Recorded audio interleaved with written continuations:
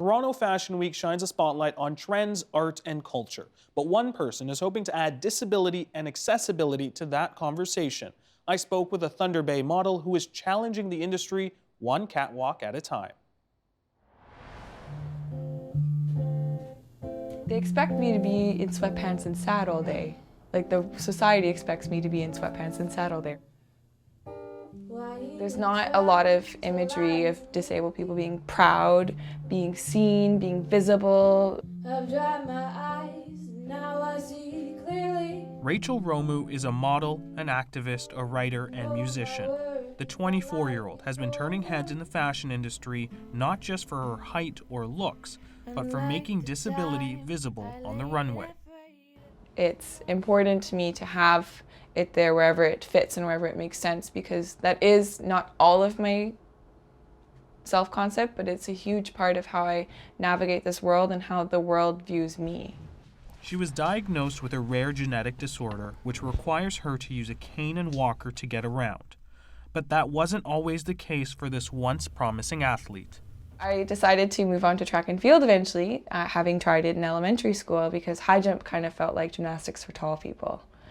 And it progressed from there, where track and field became my main focus of a sport.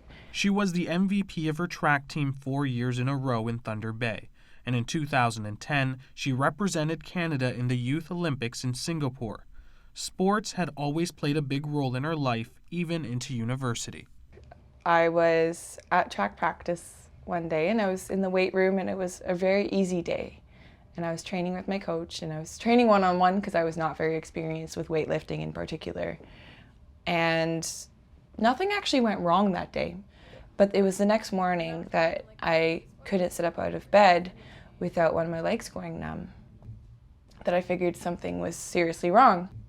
So I went and saw my team doctor, and my team doctor unfortunately didn't take me all that seriously and basically said, don't sit down for 2 weeks and you'll be fine. She ended up tearing 2 discs in her lower back, which later led to the discovery of a tumor near her spinal cord. In 2014, she had surgery to remove it, but things only got worse from there.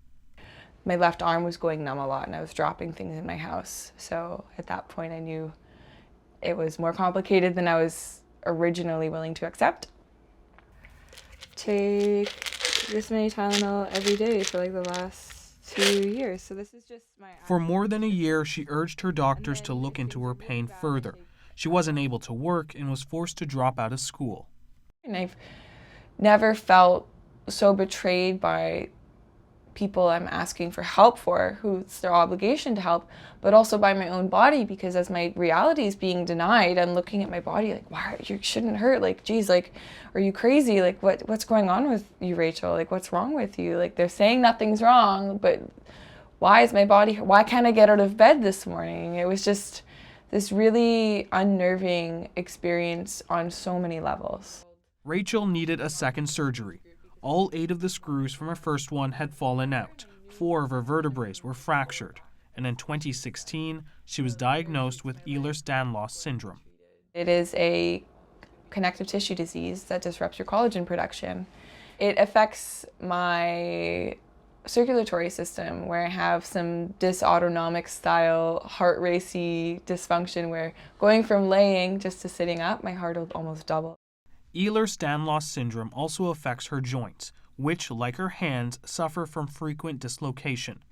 Any chance she had of a career in track and field was over, so Rachel had to reinvent herself. She pursued modeling in hopes that she could dispel misconceptions of disability created by people like Kylie Jenner, an able-bodied reality TV star who appeared on the cover of Interview magazine in a wheelchair. And I felt so alienated by all these false images of disability, all these able-bodied people putting on a mobility device like it's a prop or a costume that could like take off at the end of the day, when I couldn't take my disability off at the end of the day. She has a really nice look. She has a little bit of like an alien vibe to her, which I really love. And then also she's just such a genuinely nice person herself. Haley Alcazer is a Toronto-based fashion designer and is known for having diverse models on her runway.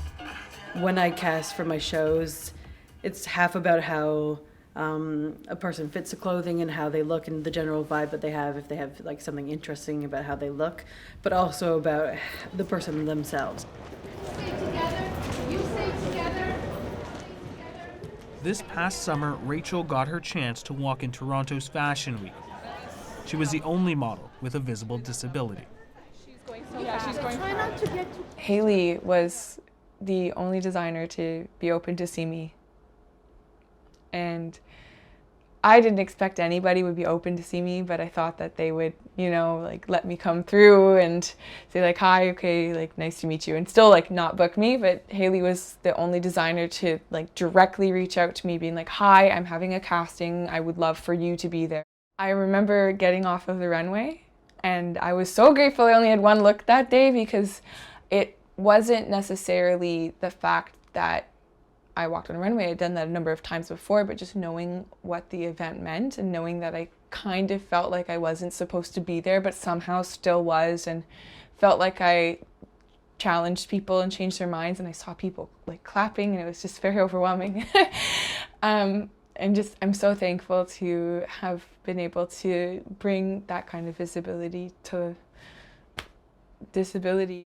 In general, fashion is very exclusive, which I hate. And in the past, I kind of felt like an outsider. I've never been someone I've always been someone a little bit bigger, and I have tattoos and colorful hair. So I've never really fit into the mold of the typical fashion person. So I can kind of understand not feeling like you belong. Every time I hear that camera click, I think this is another photo that puts more disability visibility in the world. I can't forget this now.